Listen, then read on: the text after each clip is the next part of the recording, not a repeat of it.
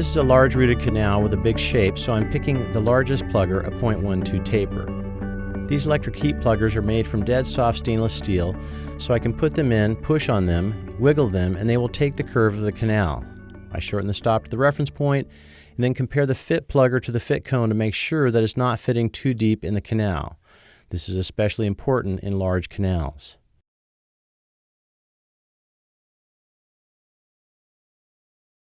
I'm drawing the canal now that I've fit the cone and fit the plugger. I use paper points to confirm the length as my final procedural nuance. The cone is now cemented into place with a thicker mix of Kerr pulp canal sealer. I use the same sealer for both carrier and continuous wave obturation. I sear the cones off at the orifices and then use the fat stainless steel end of the number 1 plugger to condense there. I'm condensing the softened gutta percha at that orifice level. I'm now ready with the cold electric heat plugger.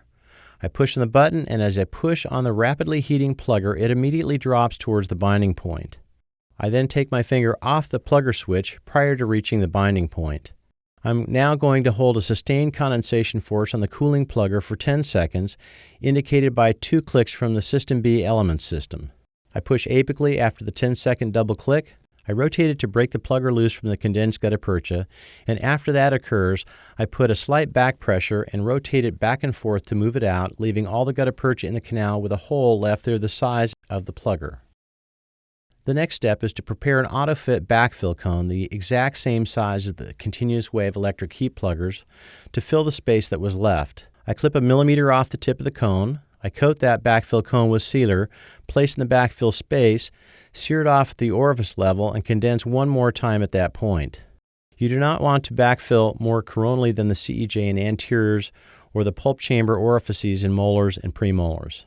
I'm still taking some gutta percha out. I want to have an etched and bonded material right down to the gingival level so that the chances of coronal leakage are minimized.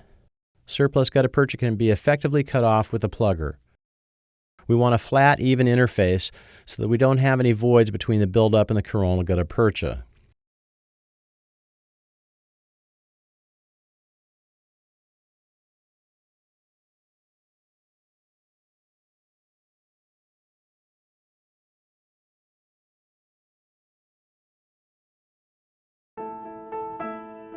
This micro-CT scan shows a very dense fill.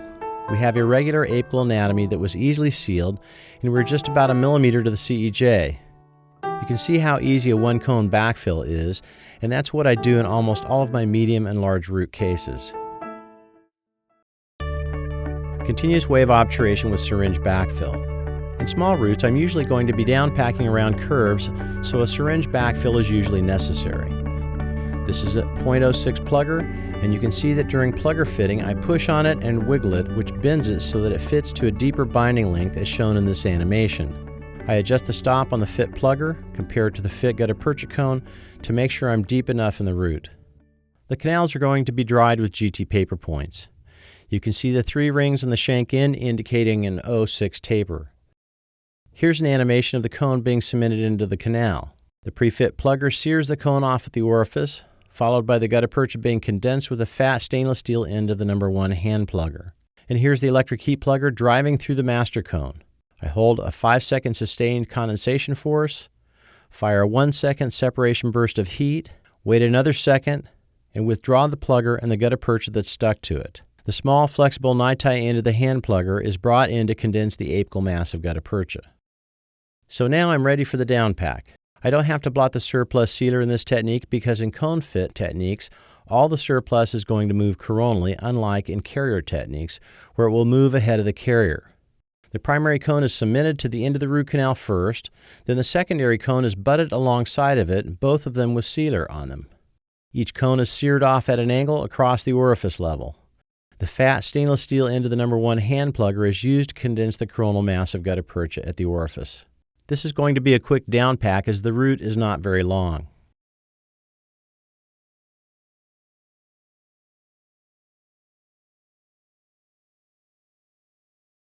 I downpack just slightly short of the binding point, holding a sustained condensation for 5 seconds. I then do a separation burst that lasts a full second, after which I pause for another second.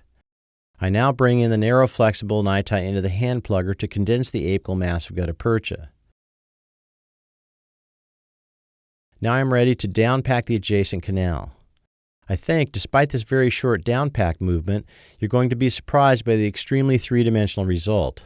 Again, I do a separation burst after 5 seconds of sustained condensation pressure. Now I use the narrow niti end of the hand plugger. Check out the post-op film. I filled a lateral canal and have pushed gutta percha through the isthmus between the canals. Now I'm ready for the syringe backfill. In this animation, the needle goes into the canal after it's been primed, and very important, I hold it in the canal for at least 5 seconds before I hit the button. I hold the syringe into the canal, causing it to fill the space ahead of the needle, and then I let the extruded gutta percha back the syringe needle out of the canal to the orifice level. Then I condense the material at that level.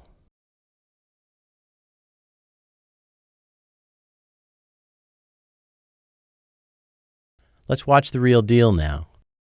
Here's the syringe being primed. I put it in the canal to its binding point and count 1001, 1002, 1003, 1004, 1005. I hit the button. The gutta percha comes up around the needle and backs the needle out to the orifice level.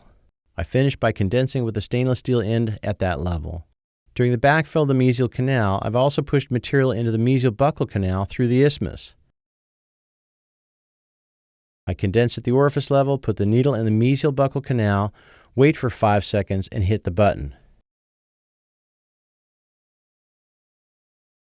The gutta percha syringe needle backs out to the orifice level, and then I condense that material with the stainless steel end of the number 1 hand plugger. Careful condensation at the orifice level finishes the backfill.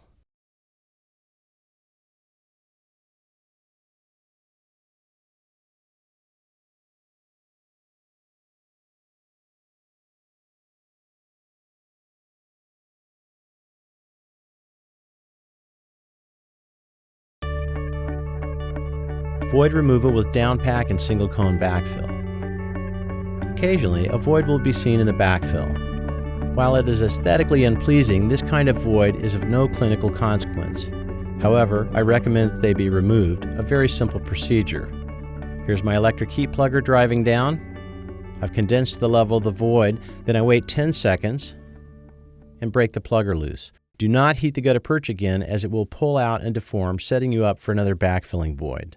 And then back it out, leaving the gutta percha in the canal. Here comes a backfill cone with sealer on it. I sear the cone off at the orifice level.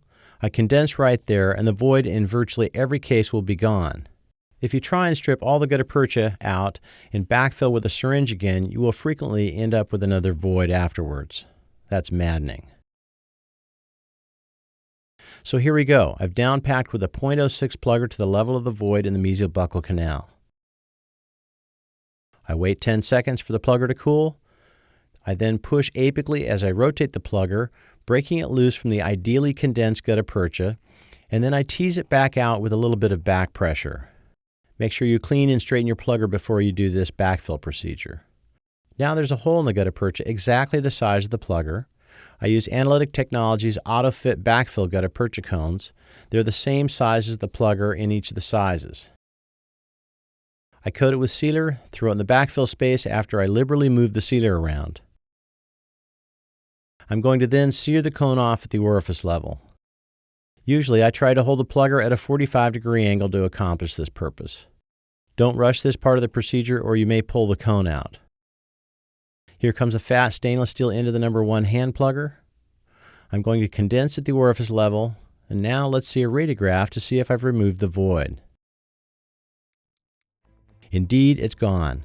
And now I have an exceptional fill, including lateral canals in the apical thirds of both roots, and I filled the whole isthmus area with sealer and gutta percha. And here's the micro CT scan reconstruction of the distal root filled with a GT carrier and the mesial canals filled with the continuous wave technique. Both of these techniques are centered condensation procedures. They are both extremely three-dimensional, and they are both very effective and efficient to do.